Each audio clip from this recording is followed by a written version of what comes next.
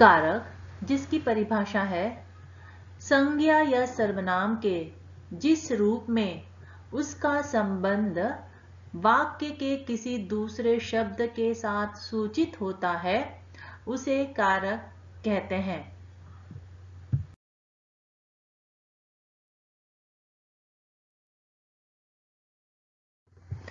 कारक 8 प्रकार के होते हैं। यहाँ पर टेबल दिया है जहाँ पर कारक, कारक की विभक्ति प्रत्यय और उससे बने वाक्य बताए गए हैं।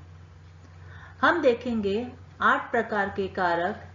पहला है कर्ता कारक, कर्म कारक, करण कारक, संप्रदान कारक, अपादान कारक, संबंध कारक, अधिकरण कारक और संबोधन कारक। दूसरे कॉलम में उसका विभक्ति प्रत्यय दिया गया है। अब आपको कारक और उसके विभक्ति प्रत्यय को लर्न करना है। जैसे मैं यहाँ पर बता रही हूँ, कर्ता ने कर्म को करण से, संप्रदान के लिए अपादान से, संबंध का की के रारी रे, अधिकरण में पर, संबोधन हे अरे। इस तरह से हमें कारक और उसका विभक्ति प्रत्यय लर्न करना है। जैसे पहला था हमारा कर्ता कारक। अब उससे वाक्य बना है प्रकाश ने पतंग उड़ाई। दूसरा है कर्म कारक, माँ ने बेटे को बुलाया। तीसरा है करण कारक, उसका विभक्ति प्रत्यय से और के द्वारा। वाक्य बना है संतोष कार से बाजार जाता है। दूसरा वाक्य बना है चित्रकार ब्रश के द्वारा चित्रकारी करता है। चौथा है संप्रदान कारक, उसका विभक्ति प्रत्यय के लिए। वाक्य बनेगा रमा मां के लिए फल लाई। पांचवा है अपादान, से, सेपरेशन, जैसे अलगाव हम कहते हैं। वाक्य बना है पेड़ से फल गिरा। छठा है का की के। वाक्य बना है यह राम का घर है। सातवां है अधिकरण कारक। वाक्य बना है परिवार में 5 सदस्य है। आठवां है संबोधन कारक, हे ईश्वर इन बच्चों को बुद्धि दो। इन कारक को हम चित्र के माध्यम से अधिक अच्छे से जानने का प्रयत्न करेंगे। तो चलिए देखते हैं चित्र के माध्यम से।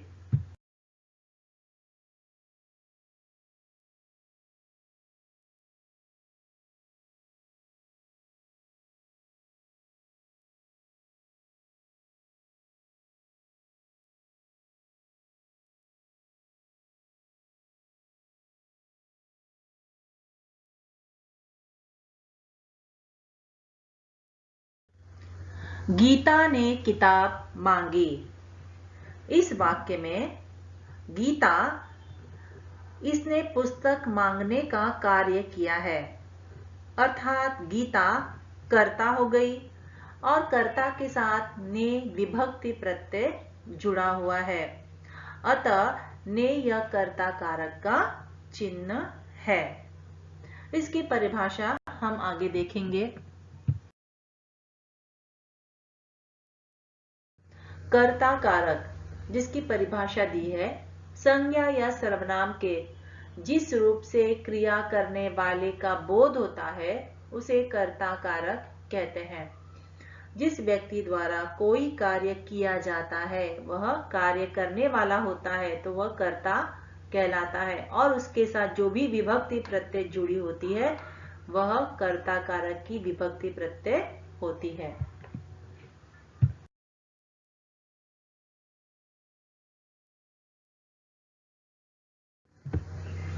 शिक्षिका ने पाठ को पढ़ाया।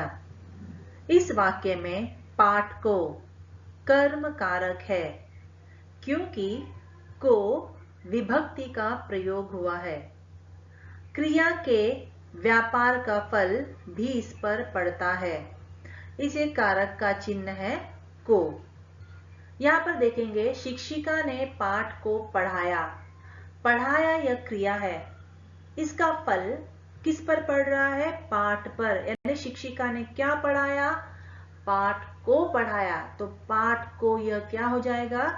कर्म कारक, और को इसका विभक्ति प्रत्यय है।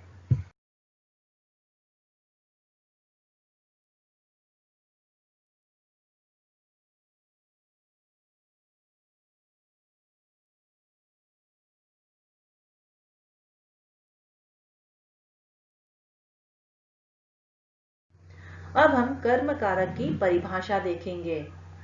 जिस वस्तु या व्यक्ति पर क्रिया के होने का फल होता है उसे कर्म कारक कहते हैं।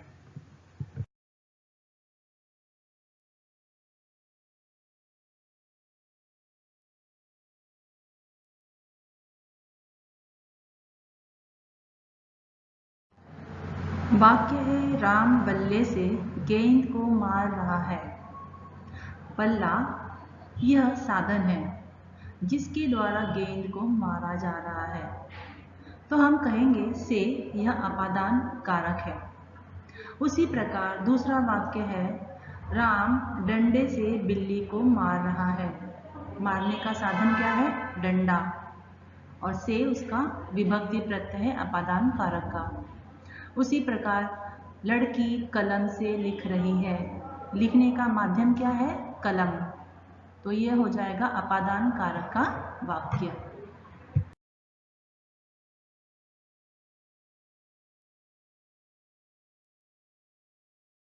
इसका परिभाषा देखेंगे। कर्ता जिस साधन के द्वारा क्रिया करता है उसे करण कारक कहते हैं। जैसे और भी वाक्य है, राम कलम से लिखता है। यानी लिखने का कार्य वह किससे कर रहा है? कलम के द्वारा। कलम उसका माध्यम है, जरिया है, जिससे वह कार्य को पूरा कर रहा है। दूसरा वाक्य है, राम नाव से नदी पार कर रहा है। नाव से यानी नदी को पार करने का माध्यम क्या है? नाव, और उसके साथ विभक्ति क्या लगाए? से, अर्थात वह नाव उसका माध्यम हो जाएगा। यह करण कारक के उदाहरण बताए जा रहे हैं आपको।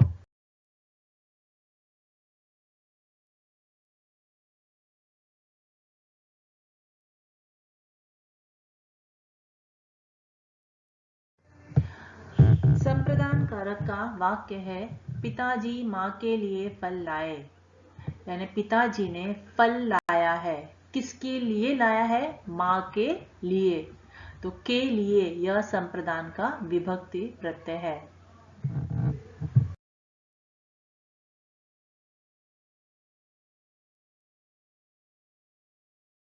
परिभाषा है संप्रदान कारक की, जिसके लिए क्रिया की जाती है उसका ज्ञान कराने वाली संज्ञा या सर्वनाम रूप को संप्रदान कारक कहते हैं।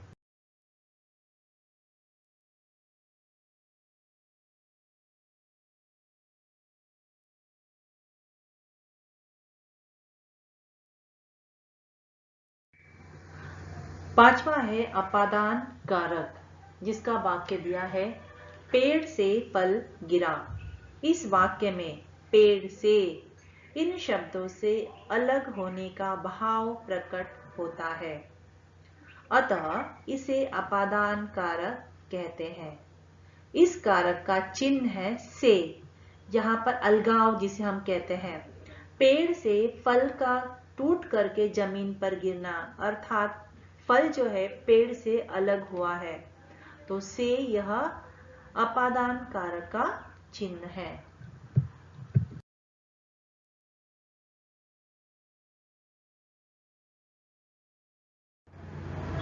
परिभाषा, संज्ञा या सर्वनाम के जिस रूप से क्रिया के अलग होने का बोध होता है उसे अपादान कारक कहते हैं, और से इसका विभक्ति प्रत्यय है।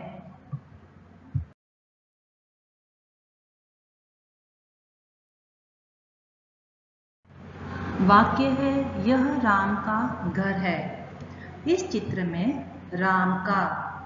यह संबंध कारक है क्योंकि का द्वारा एक वस्तु का दूसरी वस्तु के साथ संबंध जोड़ा गया है और का यह कारक का चिन्ह है।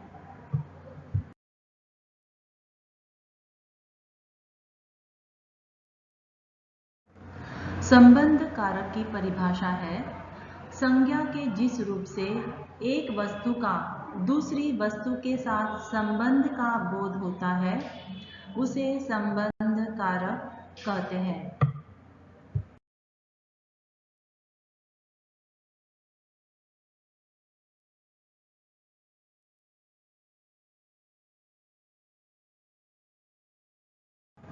वाक्य है मेज पर गिलास है, कक्षा में बच्चे हैं।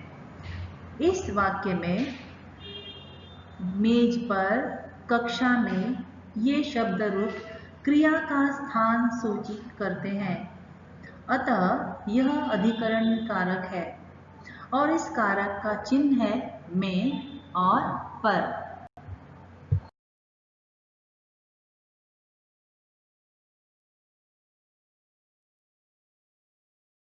अधिकरण कारक की परिभाषा है संज्ञा के जिस रूप से क्रिया के आधार या स्थान का बोध होता है उसे अधिकरण कारक कहते हैं।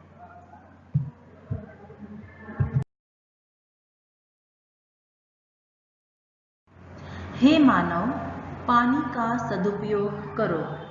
इस वाक्य में हे इस शब्द से किसी को बताने का भाव प्रकट हो रहा है, अतः ये संबोधन कारक है। इस कारक के चिन्ह हैं हे, अरे, ओह।